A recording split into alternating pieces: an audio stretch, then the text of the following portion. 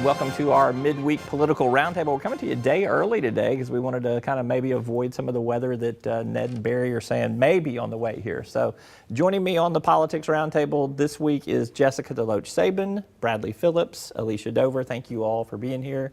You know how the game is played. We get to ask questions. Everybody brings a question to the table. I get to ask the first question because I'm hosting this. So, Bradley, I would like for you to tell us what were the top bills, the most viewed bills of the week. We have some pretty interesting bills this week. It was the special 1422, the special election bill, Representative Nate Bell. That mandates that any kind of special election, sales tax, any of those has to be held on election day during election years, and on the primary, or what would be the primary or election day during off years. So no getting to create a special date for special elections. None of these one penny sales tax things. Right. What else was hot? We've got Representative Clark Tucker's paid maternity leave for state employees. That was big this week. The Parental Involvement Act by Representative Harris.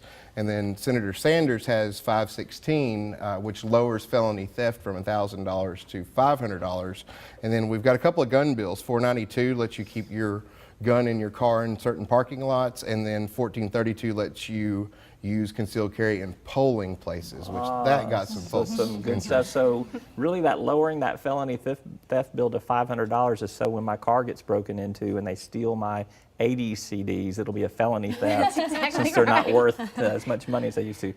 Jessica, what was your favorite bill of these hot bills here? Favorite is not necessarily the word I would use, Okay. but I do think concealed carry permits are allowing people to carry guns into polling locations.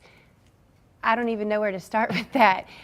It's definitely a bit extreme to me. I don't really think that people need to carry guns in polling locations the same way I don't think they need to carry them in churches, but that's about it for me. It could be a new phrase to settling something at the ballot box. And that's exactly what we need right now. Okay. All right. Alicia, how about you? I think mine is paid maternity leave. I think it was $500 for 6 weeks. That's in committee right now. But, you know, look, Arkansas sometimes gets a bad rep for the women bills that are created and put out there, especially in the national media. This is one that, you know, if the feminist bloggers should take this one up and get behind it and really push this one. All right, Jessica, I'm going to come to you for a question. Your turn to ask a question. Sure. So my question is about prison reform. I'm wanting to know if anyone thinks that if there's a certain component of the governor's proposal for prison reform that needs to maybe be given a second look, because some of the parts of it are a bit controversial. So I'd like to know what you think about that. I'll go ahead and start. I think for me, what I saw is more money probably should have been going toward the parole system. They're extremely understaffed, they're overworked. I actually know someone who was a parole officer for all of 2 months, and she had to quit because she just felt completely overwhelmed. She compared it to, you know, Lucille Ball at the chocolate factory. She had too many people to keep up with and just didn't feel she had the resources to do the job she needed. Yeah. So I think that more funding going toward that could definitely be something. How about you, Bradley? There are two things that I'm most concerned about. One, I don't think that it opens up enough beds. We've got, in working with the counties, I know I've heard several horror stories of, you know, domestic abuse and battery of folks that were just taken right back home because there were too many of the state's inmates in those prisons. And also, I think the reimbursement rate needs to be looked at because the counties are underwater on housing those state prisoners. Yes, the proposal is to go to $30 a day from 28, so not a big increase. Jump. For me, I think the thing that needs a second look is the Medicaid component of this. I think that it's laudable that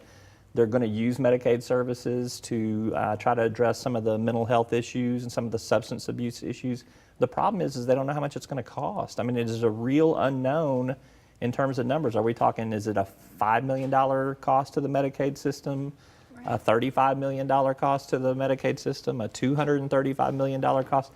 They don't know. And if you ask anybody that's kind of working in that circle right now, they'll tell you it's not an estimate we can come up with because we don't know how big the universe, the population is going to be that may tap it. That could become a really big financial burden on the state if they're not careful. And at that point, why not just put them on the private option? Well, and you may on some of that. So. Right. All right, Alicia, you get to ask the next question. Yes, well, we all know Senate Bill 202 became law this week. Walmart weighed in kind of at the last minute. The last minute, after the last minute, I think. So. Cher herself weighed in on Twitter asking Governor Hutchinson to take some action on it. We know that some cities are starting to create their own ordinances kind of in this time period before it takes effect. Do you think more cities will follow suit? And if they do, what do you think the consequences are going to be? It's my hope that more cities do follow suit with this. I think that there's something to be said for looking back at our past, and any time we have worked to address the civil rights of any individual in our state. There was a time when we were dealing with civil rights that if we would have just only deferred to the legislature here in the state, we wouldn't have gotten as far as we have now. And it took the federal government coming in and saying, hey, you can do better and we're going to make you do better. And so is that in our future now? We know why that legislation was passed, but no one wants to come out and say it. No one will own it.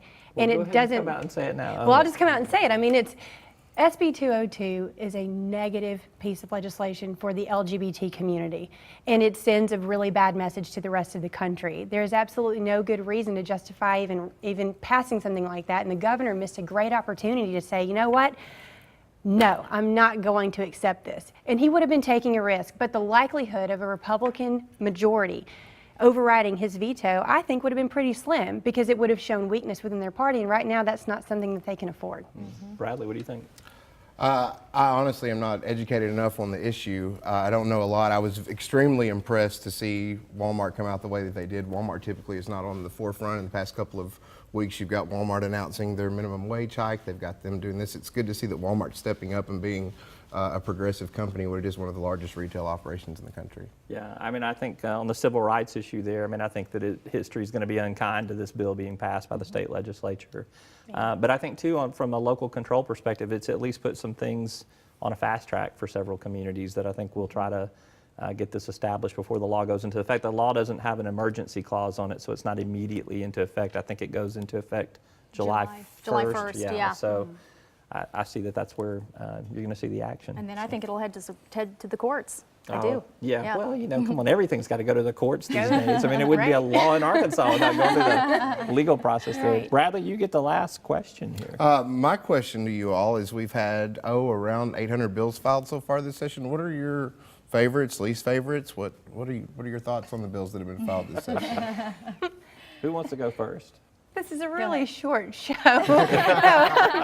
There are bright spots and there are dark spots, and I could go back to SB 202 again, but you already know how I feel about that. So I guess what I could talk about is a positive, and talking about the private option, how it's been addressed, knowing that there's still some more time there for Arkansans to receive necessary care. So I think that that's been a really big bright spot during this session. I think my favorite and least favorite couldn't be two further apart bills. My favorite's computer science in schools. I think that that's a great idea, and anything we can do to further our look for the the rest of the country that we're working on raising our education here. I think that's a great idea. My least favorite's probably cursive, just because to me it's a little backwards, and I think we do need to be going in the computer science direction, not printing things. Yeah, I'm just going to go with least favorite. I think that the whole Martin Luther King, Robert E. Lee debate has been atrocious for this state, and I think that the way it's played out has been kind of sad, quite frankly. I think there was a real pragmatic, practical solution for this to uncouple the two holidays, but still preserve the heritage of Robert E. Lee for those who feel it needs to be preserved. I think that could have been done much more diplomatically than it was handled, and the fact that it's been run twice and stalled in that committee, and we just seem to be at the end of the debate now, to me, I just think it's a terrible signal to send to the rest of the country, and we're in bed with basically two other southern states and not decoupling that holiday. So to me, that's my least favorite debate of this session, the fact that it has stalled like it had. I thought we were a little bit more progressive than that in this day and age. Me too. All right. I have to say that my favorite is the special election bill that was filed this week. And I know that's odd, but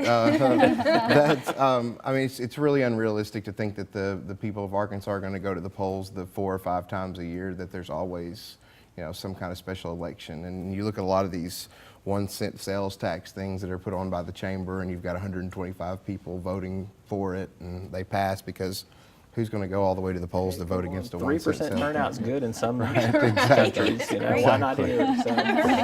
All right, Jessica DeLoach, Sabin, Bradley Phillips, Elicia Dover, thank y'all all for participating in our roundtable this week. Thank you. Good stuff. Yeah. All right, thank you for watching. You can keep up with the latest political headlines at talkbusiness.net and KATV.com, and we will see you next time.